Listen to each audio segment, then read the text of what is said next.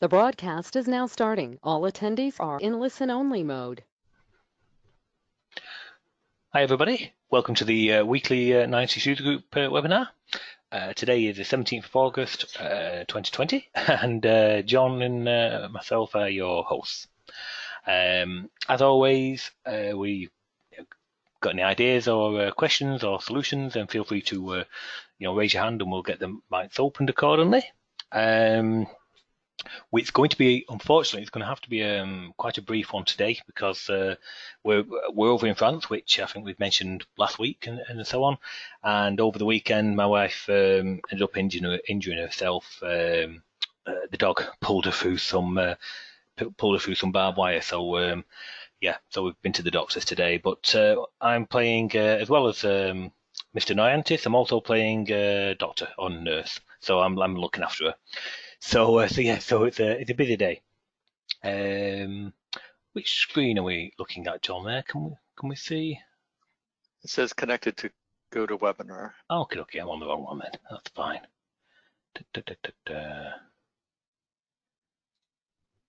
Should be seeing Clarion. There you go.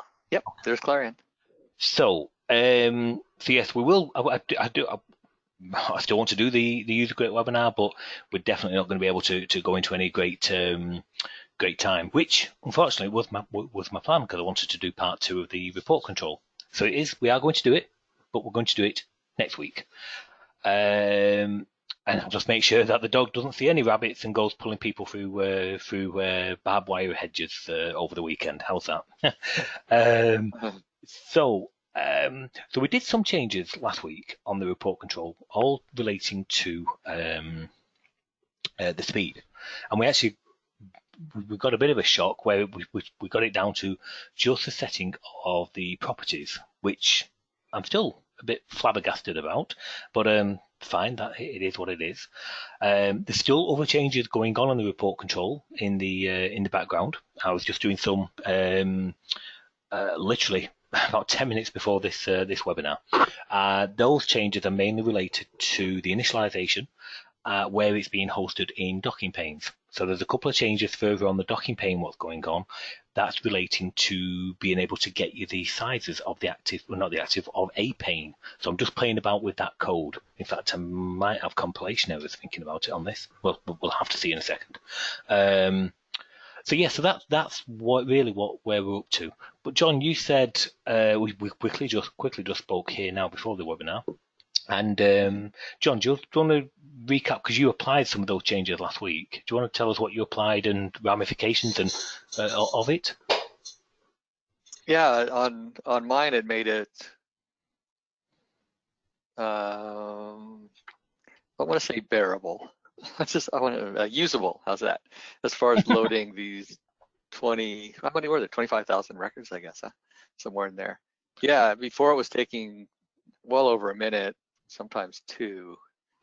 I don't know what was the difference in speed, but sometimes it would take longer than others. Anyway, now it's down to maybe 20 seconds or so to load in those records. And so I just put a little progress bar up as it's loading them. So it displays on the screen. I know the progress bar probably slows it down just a tad because I know progress bars take time to display. Yeah, it's actually one of those. To see the progress as it's going. Yeah, it's one of those tricks into the. Technically, they actually make it longer, but they visually make it shorter. If that makes sense. Right. So, yes, because you can see where the beginning and end is, so you know what's happening. Yeah. So I did that, and I'm pretty happy with it. So just those few changes made a big difference. Okay, and that was the changes we. Let's open up the report control. So I'm just on the remote onto the machine at the office. But let's just open up that and remind ourselves. It should have synced to this. I'm actually on Wendy's laptop here because of the headset and so on and so forth.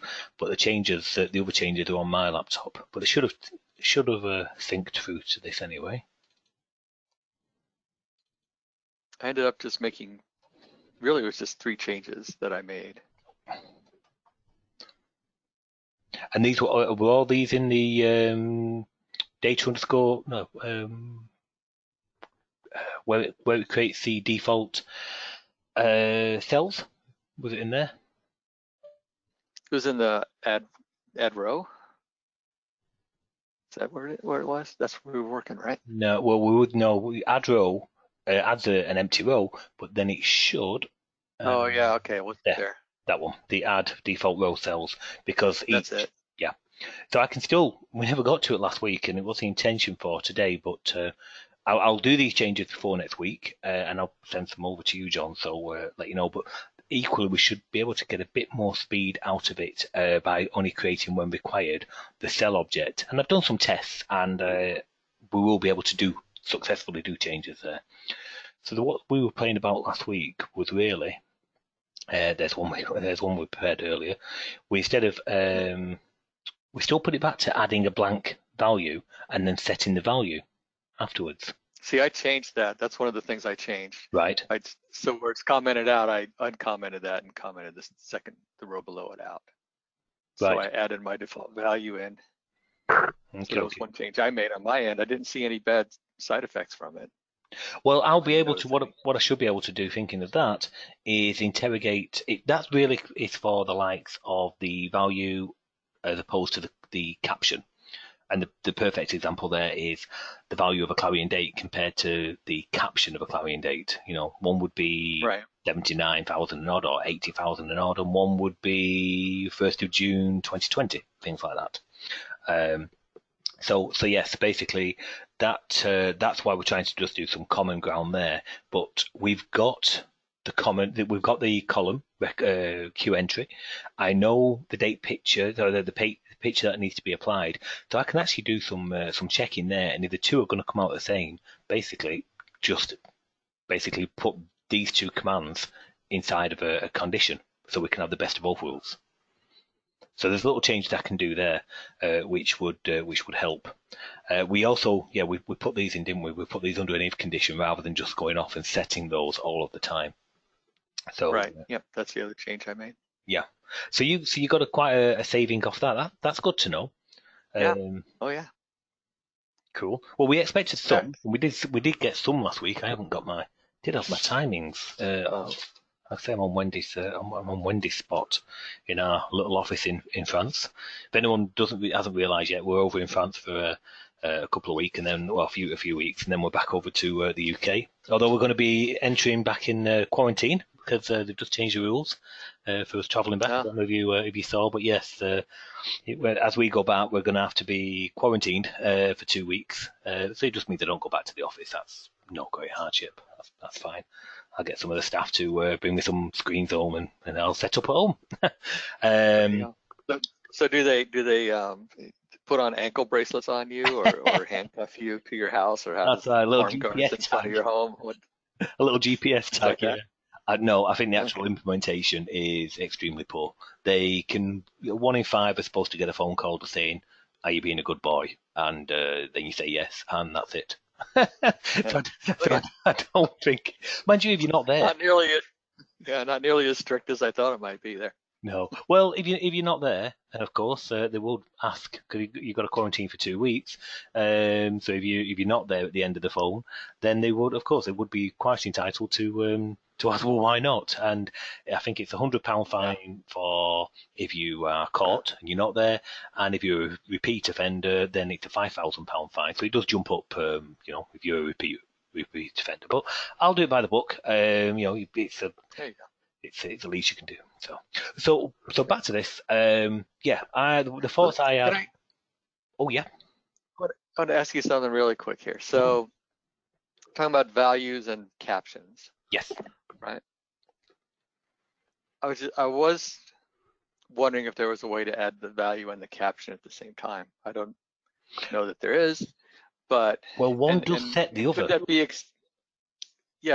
Except that, like you said, with the date, you might want to have the date as a number as the value, so that when you sort it sorts correctly, or it could be any other type of thing, not just necessarily a date. But I like to have the date as a number, and then it displays the date however I want it to. Yeah. And then when I do a sort, it always sorts on the value, so the captions, it ends up looking right.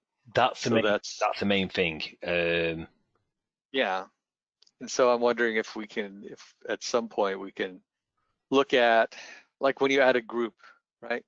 It'd be nice if in that group it had a value caption, like two Oh, things for each variable or something, so that I would make one call and it would set the value and the caption at the same time without me having to go back and loop through the queue again to change the caption. That, I guess that's definitely. We did speak about that.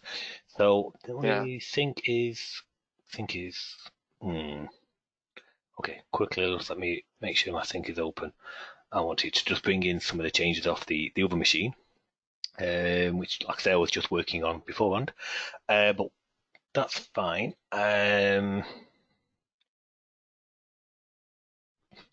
It's not in there then. It's going to be in where it defines its group. So it calculates the actual group. In fact, that's why I'm waiting for that to sync. What it will actually do. Oh, that's a Chilkat one. Nope, sorry, wrong one. But yes, I know where we can do it.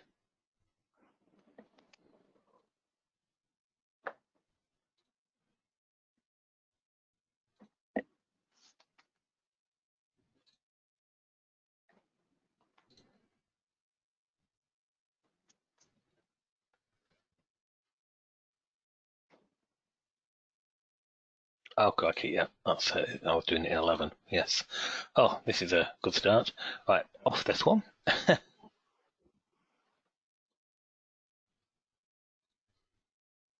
On to 11. But yes, basically, it does. It creates you a group structure. So what we could do, and it will automatically calculate within that group structure. Sync finish yet? No, just coming through now. We'll just choose that one because I know that's not been changed. Oh, great. I removed it. Right, fine.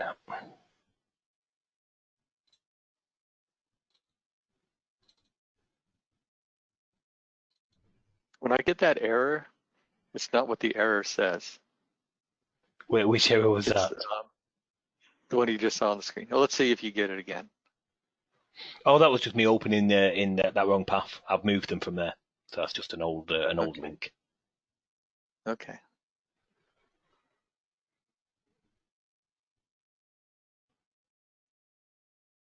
That opened. Oh, right. Okay. So, these are all enhancers. Clarion browse. That's a really bad example, actually. After all that,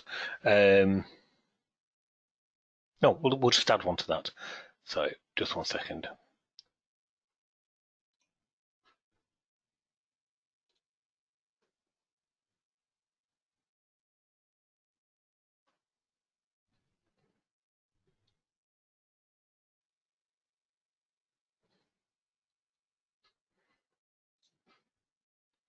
I can always take this off in a second, so that's no problem. So what I'll just do, right, we'll put a report control on here.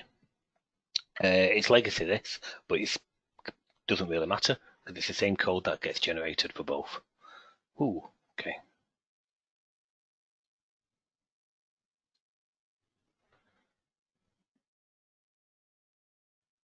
Okay, report control on there, and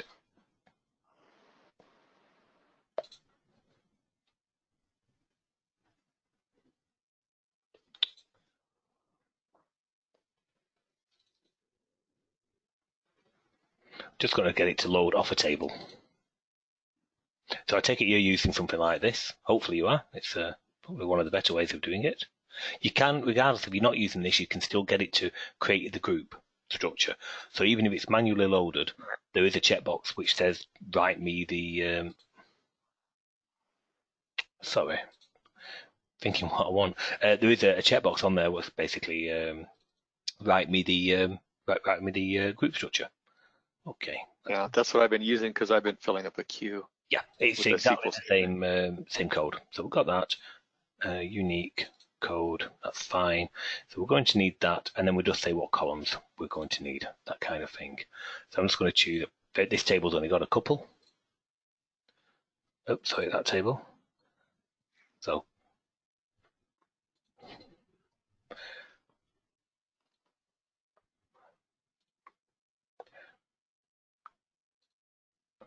So there was intention. I know we spoke about it in the past, and we've actually behind the scenes in the office needed this as well. And you are right, you do have to like do another pass, so to speak.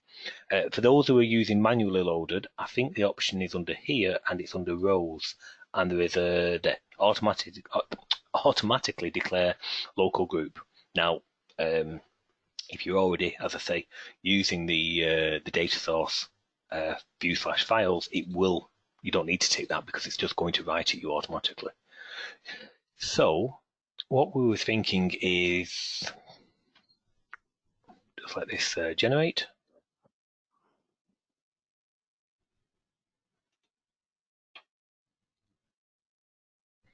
Let's look at our view, and the group is just underneath it. Okay, that's its view, and oh, sorry, the group is above it there. So it's created. There's our group. It's put a record ID, which it's going to need internally. We specified a couple of columns, that and that. Now what we're going to do is on the column definition, put an option on there, or try and auto detect as well, to automatically give you an underscore value, underscore caption, so that you could actually just go and do both at the same time, and it would take them accordingly. Yeah, so that is one of the things that we want to do. As I say, because we have put some more. I think John, you originally suggested it, and so on, and then I was working with Wengel. I think it was on Schedule It, and it's a similar type scenario we have to do. Now, I think we can, if we go to our column definition and data content, and there's certain things in here, and I didn't know whether to try and maybe tie it in via this, or just have a blatant selection to say, basically allow for value and allow for caption. Not sure. There's a couple of options open to us there. Where it reads from the dictionary, I can see the picture, and if it's say an @T or an @D, then that is a perfect scenario where I can automatically calculate that you're going to need the value and the picture as well. Sorry, and the caption as well. So there's a couple of mechanisms open to us.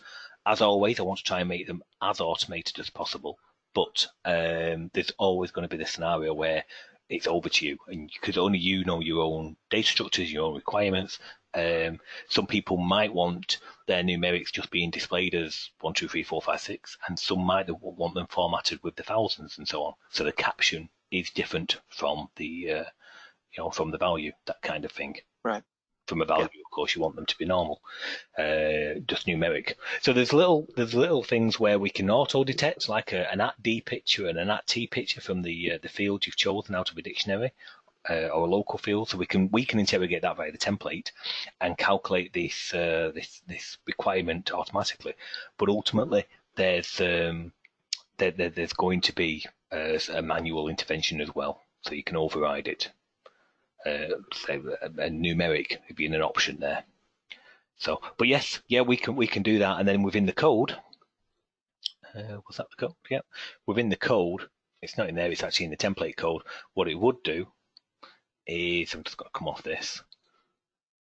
On the calculation of that, it can then give you an underscore. Because, for example, watching that. Yeah, it is on this. I'm just trying to think of the example. I go to the report control, and I go to, say, company name. That's fine. I'm going to say it's got an icon. So we use an icon with it, and I'm going to say the default is blank.icon, and then maybe under a condition, don't know what the condition will be. Car makes dub. Oh, sorry.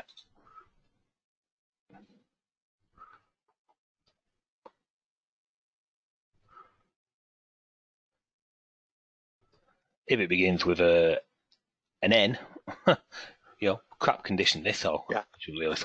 a rubbish condition. But if it begins with an N, then you put out you give it a Noyantis icon, something like that. But a conditional icon, and so on. Now, kind of irrelevant, we didn't even need to put the condition on. But if we look at the generated from that, what it will do, very similar to your Clarion. Oh, it's decided to prove me wrong. If I need to save that.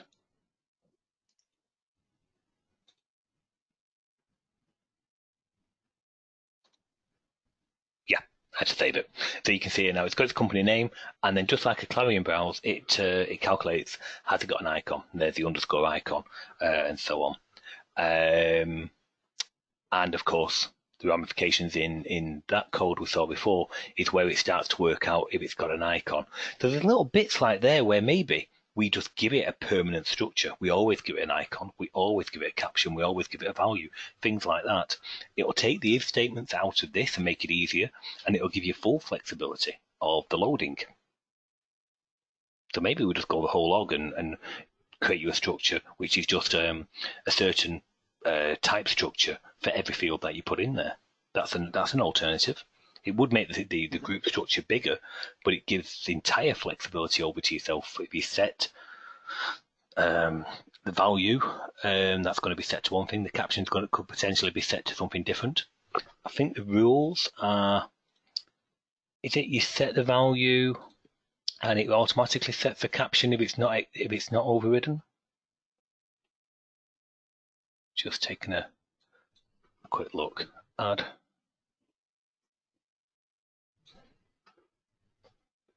cell. Hang on a second. Thank you. Oh, no, I call them cells. I call them. This might be the connection back to the office. Got a new broadband connection going in tomorrow. So it will be better next week, definitely. Okie dokie, collection of items. I just want the, there we go, that's what we're after.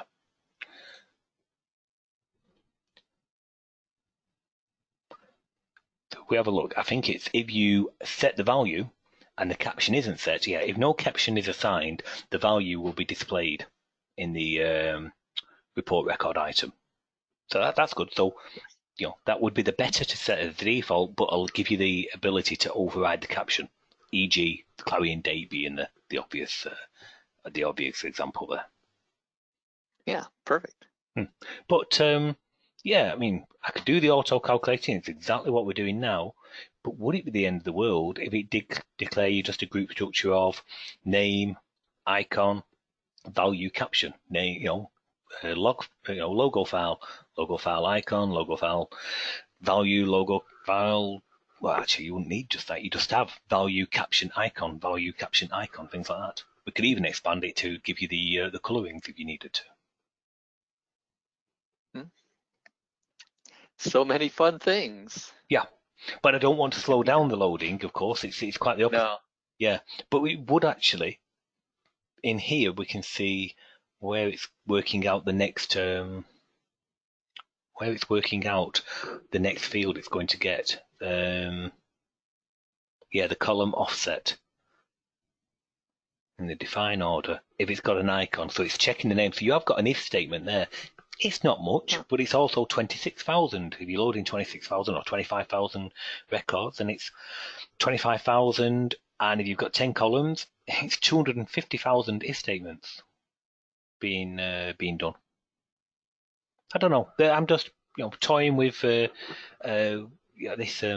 offset. Whereas if we've always got the group structure defined in a certain way, then it takes that if away, and all I've got to do is just have a look at the content. Right. Yeah. Might change that. I don't think it'll break anyone's code. What I probably have to do to make sure it is backwards compatible for everybody is to leave the generated code as you've got now, e.g. name and logo name, company name and logo file. So we'll leave those as is, but just have an underscore caption as a new field, allowing you to override the caption, rather than the first one just being underscore value, because that would break your embedded code. If you've had an embedded code in there, it would go and break it. Whereas if we leave the raw field as the value and give you the option for the caption, then you've got the best of both worlds, and your code, doesn't get broken, which nobody wants that. So yeah, well, after this webinar, I will go and check on the patient, so to speak. I'll check she's okay. I will take the laptop down with us, and I will be continuing on with it. So I shall take a look at that. But the other thought I had, which I think will also help, is there was scenarios, not really in the test we did last week, but just in real life, where I think I showed schedule it, which I've done many times. You have a list of patients, quite a few columns. I think we've got something like 30 or 40, 50 columns possibly, all hidden, so not all hidden, but some hidden. And you will have some columns in there which just won't have data. Say, for example, maybe somebody's middle name or a suffix to their surname, address line 3, things like that. And we're currently creating that item and going off and setting certain properties of that item. And what I want to do is, if there is no value to set in the first place, just don't create the item. Don't create the item and don't set the properties. And that will ultimately definitely speed things up as well. So that's definitely going to go in, probably, as I say, later today. That kind of thing. So next week we'll do part 2 of our report control, and we'll have a look at our testing timings from last week, but with these new changes, and see if we can just bring it down a little more. That okay? Excellent. Sounds good. Cool. Okay, now I did promise, and they're not here, but they could be watching online. I promised I would just cover the topic of somebody was asking about QuickBooks, and hence why I had the Chilkat example open before. They've got the control. It doesn't matter if you've got the control or not. This is just for knowledge. So I'm just going to go into Clarion 10. And it was really to do with, they were saying QuickBooks, but it covers any kind of OAuth and our approach to those types of entities. So if they're watching it back on the recording, this is the QuickBooks part that I mentioned I would cover. So for example, for any of the task classes, very similar to all of these, but we're going to focus on QuickBooks, but they are same for many of them.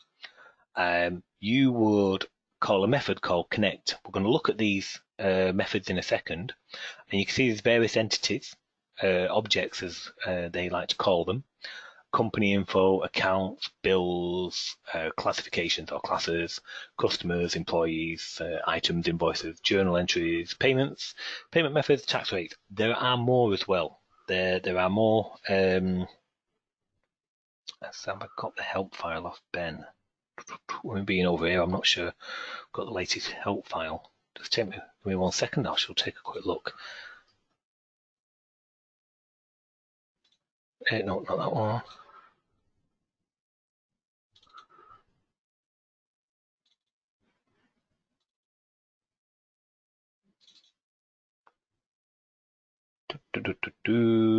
QuickBooks. There you go. You get to see some of the help that's going on. So, okay, so we can see the types of entities here, but the main thing we would call is you would call a connect method, and it takes the parameters of a client ID, which would be provided by QuickBooks, client secret, optionally redirect URL. You will need that for the OAuth 2 connectivity type, and that's not just QuickBooks. That's just OAuth 2. That's just OAuth 2, and the port, and so on. And we'll demonstrate this in a second. But you would call the connect to connect, and disconnect obviously to do the reverse of that. Now there are. I'm just trying to get back. Let's scroll back up. do prefer the CHM, but we'll use a PDF. So you've got all the different objects, if you will, and these are the ones that are covered. You always have a single and a plural. So account, which are like your general ledger accounts, a bill, class, company info, the credit memo. So that's basically a vendor credit, if you will. Currency, customer, employee, estimates, or estimate, which is sales, obviously, and the invoice. Or item, these are like your inventory items, but they don't necessarily have to be an inventory. They could be a non-stock inventory item, but it's just the item, if you will, the definitions. Journal entry, payment methods, vendor. Oh yes, sorry. The memo there was a sales memo. Vendor credit is a vendor credit note. Tax rate. So they are the types of objects that are currently supported, and they definitely cover for the most part the everyday type transactions you're going to want to do. For example, download some customers, download some tax rates and general ledger codes, and maybe currencies. Create an invoice and upload it.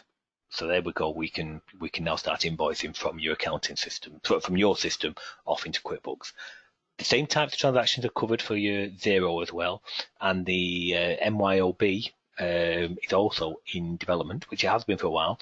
It is a little delayed behind the others, but that is coming along, and Sage is following straight behind that as well, which you'll be pleased to know.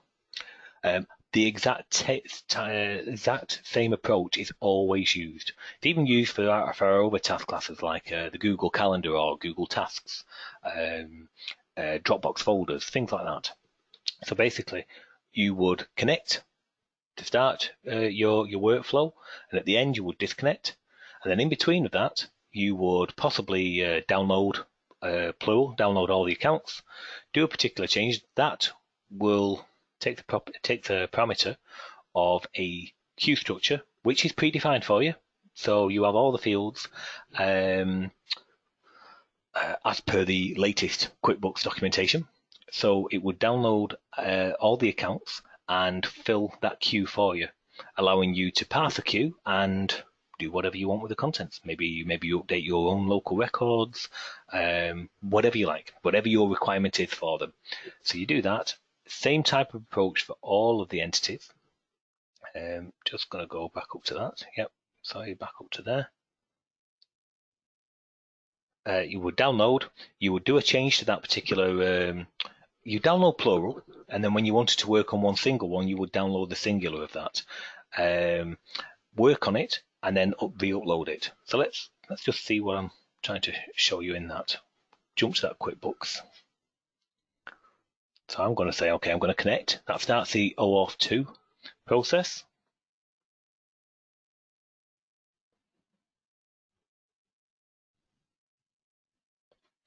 I'm going to say which company. I've got 3 play companies, so I'm going to select just one of them.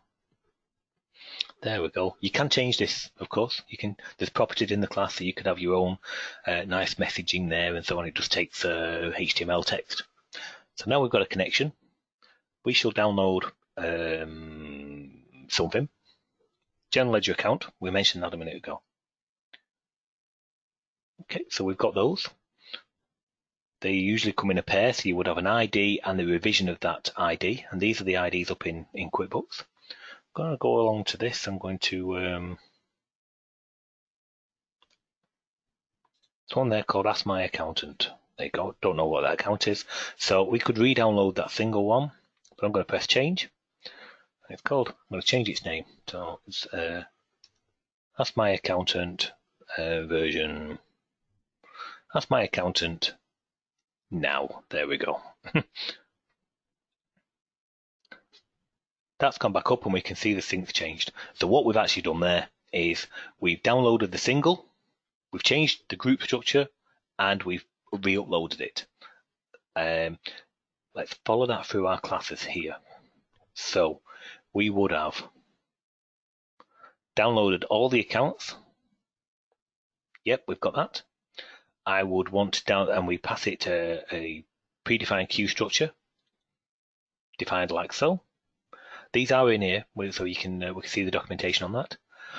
We would want to download the singular to make sure that we've got the very latest revision, just in case we've downloaded and then somebody else on the web elsewhere has gone and changed the record elsewhere. So then we re-download the single entity, so we pass it a group structure predefined for you again with the ID of what we want to download, e.g. the group structure for the account, and the ID would be number 11. So you would download that. There are methods in there to do all the JSON transfer for you. It's all done automatically, so we don't have to worry about any of that. So let's just do a search for account. So we've got download account. JSON transfer, that is an internal method, but it basically does what it says on the tin. It takes it from QuickBooks, takes the JSON and primes up the Clarion group or the Clarion queue accordingly. And then we would modify that group and call the update account. And the update takes that group with an action, which is insert record, change record, delete record. And yeah, that's it. Very, very, very simple. These are all rough examples to show you as a developer really what's going on. And so on, you wouldn't show anything like this to your end user. One of the things which was going to happen at CIDC in April, CIDC 2020 South Africa, it's still going to happen at the next one, and it's a training session just on the accounting. So where we'll actually put together a make-believe application, which will have the general transaction types you would have in there. So, and we will basically take it from what would normally be like a local application, and we add all the links to make it start working with QuickBooks. So its data is coming from QuickBooks, you are changing them and posting them back up, and so on. Be it QuickBooks 0, by the time it's going ahead next year, it might even be Sage or MYOB, but it will be an external accounting system. They all take the exact same approach. So when you've learned the mechanism for one, you've learned mechanism for all. And they was asking how long would it really do they expect to take, and I don't think it'd take too long, because we've already done a really a real chunk of the work for you. So you can see here for that QuickBooks, there's our queue, and it's defined on that group structure, and we should have a group. There's our LQs, and we jump down to LG, which is local group. And there's our LG account, so there's our group structure for the account. So if we follow through that code we've just done,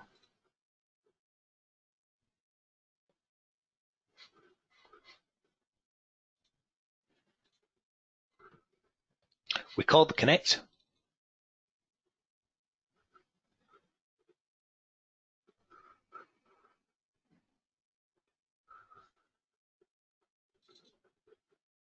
So just as I said, it calls the connect, returns the true or false.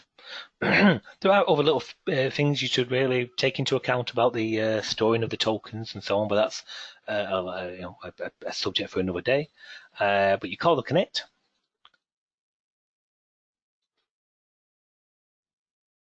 We call the download, which will download all of our accounts into a queue.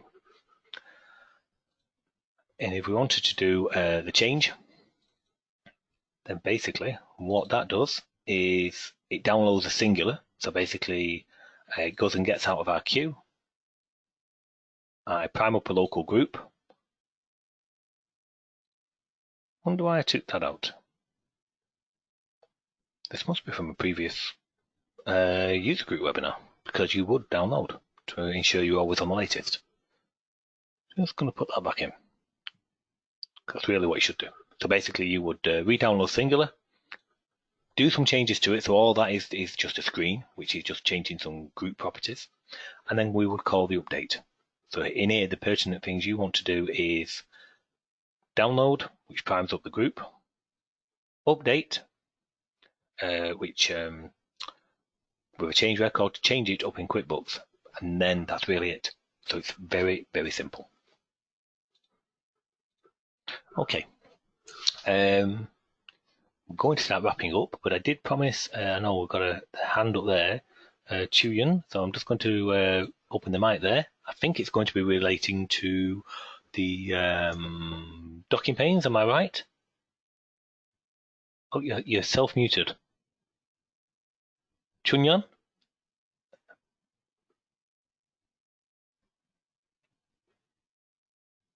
No? Hold on. Oh, yes. Yes. You're there. Yes. Sorry. I know you are busy. Just asking if you have done that change on the docking pin. Yes. Remember that? Yes. Alan's company. Yeah. Yeah. I promise you the beta. But in typical fashion, just let me show you, because I don't want you thinking anything bad. Where are we? There we go. Docking pane. So I'm just working on some changes. Oh, just 1 second. I'm gonna have to take this. Just 1 second.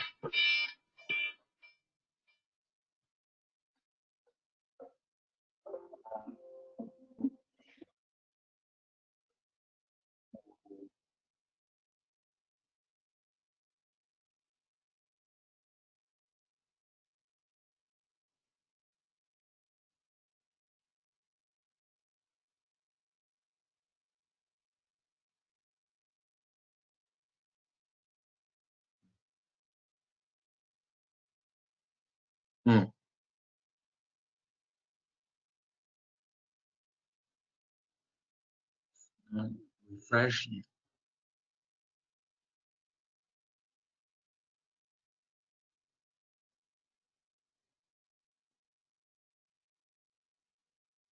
Did we lose Andy? No. Oh, he's still there.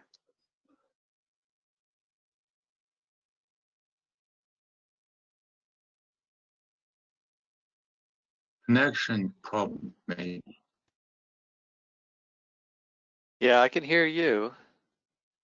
Yeah, I can hear you either. Also, yeah. Okay. Yeah, so something happened because his mouse is frozen.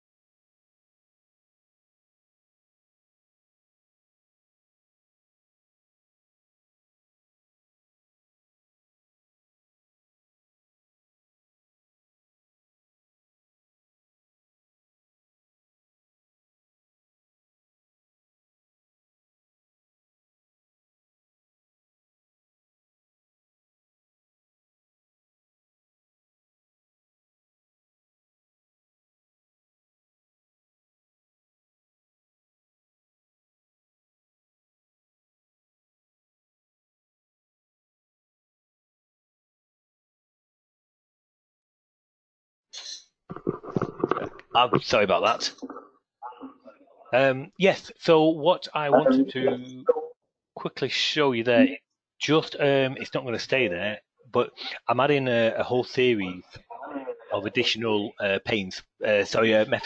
So you hopefully, I'm hoping this works.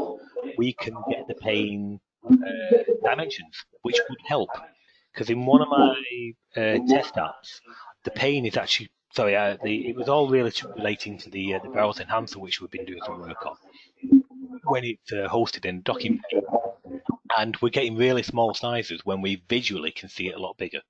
Anyway, enough waffle. What we're doing is I'm just adding these methods. Once these are added, I will send you through the beta. Well, it's an updated beta, and you do have the new methods, which are get active pane, something like that.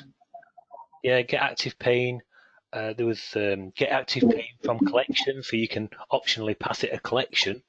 Well, sorry, you can call that one optionally. Pass it a collection, and you can get what the active pane is for each collection. So you might have a few different collections on the screen at the time. You have quite a few panes all belonging to different collections. So you might have 3 different collections all on show at once.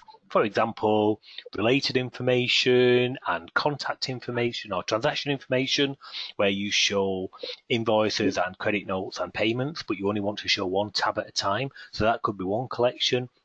Then you might have some other panes which are contact information, like contact details, address, telephone numbers. They could be on separate panes, but again, all part of a different collection.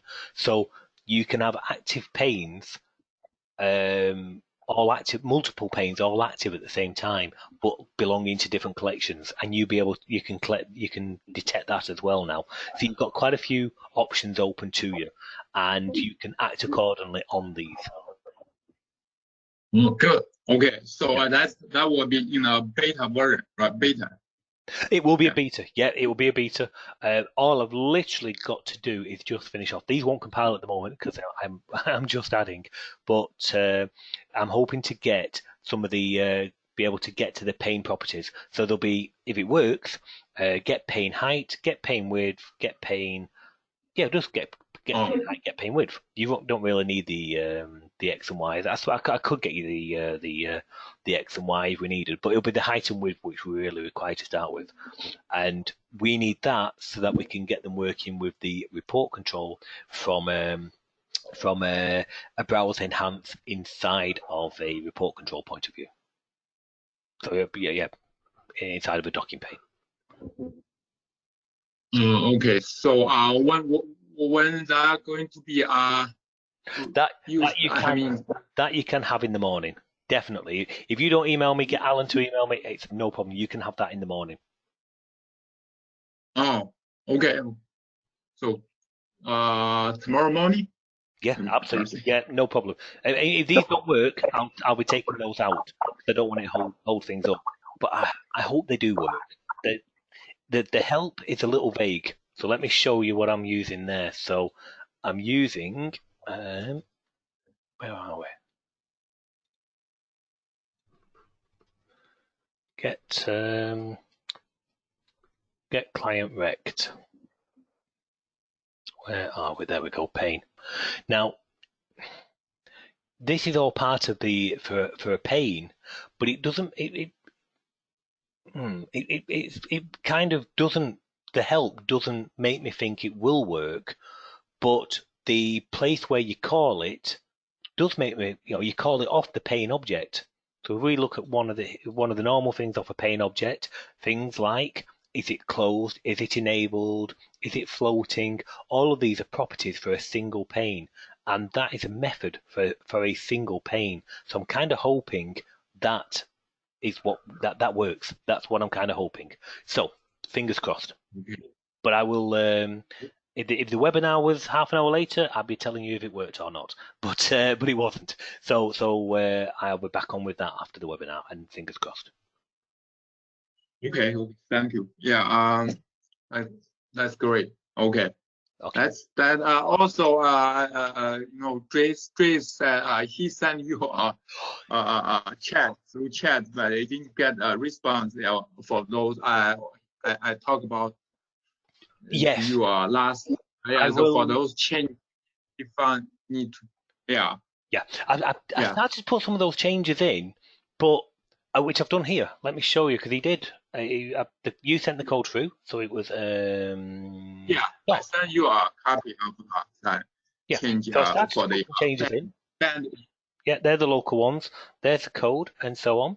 But I need to chat with Dries, because I'm not sure. I've never got the bind error, and I'm not sure. Yeah, he got. Yeah, I don't understand how he got the bind error, to be honest.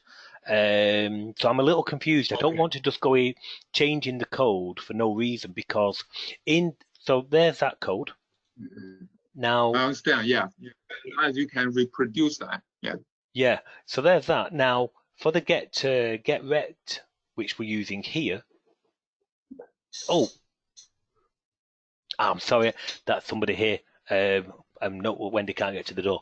I'm sorry, everybody. I am going to have to wrap it up. Really apologise for cutting it short, but yeah, I do need to go. Apologies, but we're going to have to wrap it up. Is that okay? Sorry, everybody. That's okay. Okay, I need to go. I'll see you all next week. Sorry about that. Good. Thank you. Bye. Yeah.